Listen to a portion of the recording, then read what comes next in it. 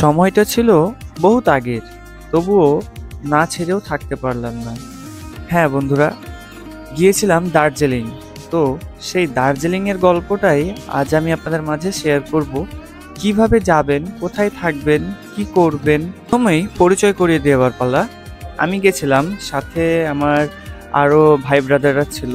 একজনের নাম ছিল মিলন, তিনি পাসপোর্ট অফিসের ওইখানে তার দোকান আছে, এবং দুজন পৌরসভাতে জব করছিল।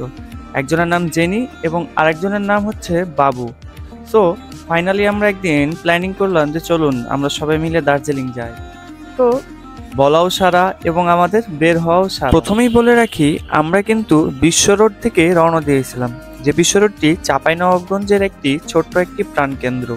সেই বিশ্ব রোড থেকে আমরা সরাসরি সোনা মসজিদ স্থলবন্দর দিয়েই কিন্তু বের হয়ে গেছিলাম আমরা ইন্ডিয়ার বর্ডারের দিকে।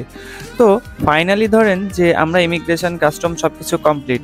ইমিগ্রেশন কাস্টমে কিন্তু আপনার মোবাইল অ্যালাউড নেই, যার কারণে আমি ওই জায়গাটা আপনাকে দিতে পারিনি এবং দেখাতেও পারিনি। তো আমরা এখন এগুচ্ছি আমাদের গন্তব্যস্থলের দিকে।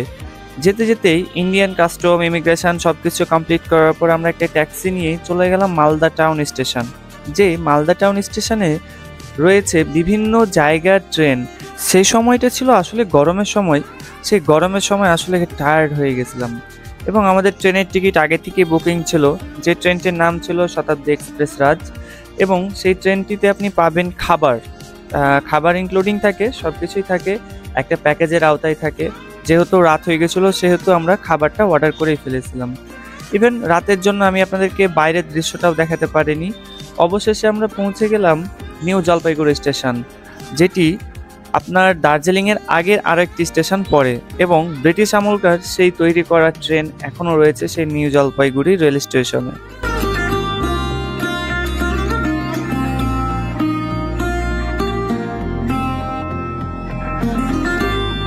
যেহেতু রাত হয়ে গেছিল সেহেতু আমরা নিউ জলপাইগুড়ি রেল স্টেশনের পাশে নেতাজি মোড় ছিল, সেই নেতাজি মোড়েই কিন্তু আমরা থেকে গিয়েছিলাম।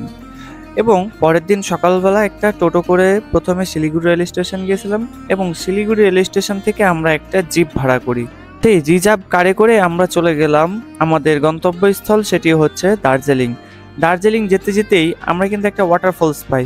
সেই ওয়াটারফলসটি আমাদেরকে মুগ্ধ করে দিয়েছে। দার্জিলিং যাবার পথে একটা যাত্রা বিরতি পড়ে, সেই যাত্রা বিরতির জায়গাতেও ছিল নানান বাহারির খাবার এবং সফট ড্রিঙ্কস, এবং সেই সাথে প্রাকৃতিক যে সৌন্দর্য, যে মায়া, যে ভালোবাসা, সেই ভালোবাসা দেখে আমি আর নিজেকে ধরে রাখতে পারছিলাম না।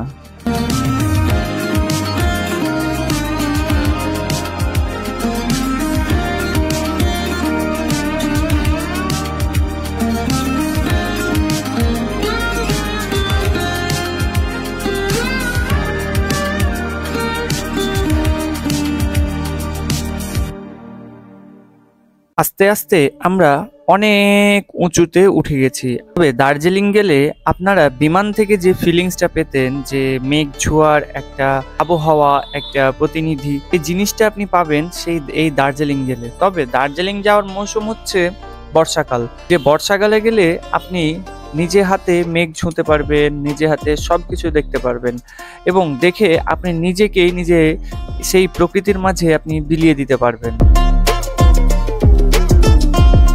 যেতে যেতে যখন বৃষ্টির মৌসুম পেলাম, ভাবলাম যে মনে হয় দার্জিলিং পৌঁছে গেছি। যখন দার্জিলিং রেলওয়ে স্টেশনে পৌঁছে গেলাম তখন আমি পুরোপুরি কনফার্ম হয়ে গেলাম যে আমি দার্জিলিং পৌঁছে গিয়েছি। অবশেষে আমাদের আগে থেকে হোটেল বুকিং ছিল, সেই হোটেল বুকিংয়েই আমরা চলে গিয়েছিলাম।